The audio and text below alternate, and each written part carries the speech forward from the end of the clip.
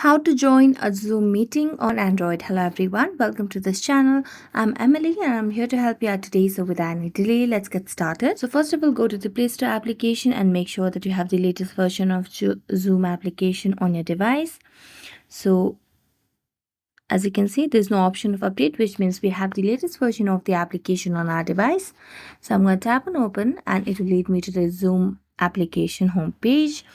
Now the homepage will look something like this, where you can have three options: to join a meeting, to sign up, or sign in. So you can directly join a meeting by tapping on it. And then here you just have to log in or just enter your meeting ID with the password, and you just have to tap on join and it will be done and you'll be able to join a meeting on Zoom. So next what you can do is you can just go to the sign up option and sign into your Zoom application and you'll be able to join a meeting on Android as well. So thank you so much for watching this video. See you next time.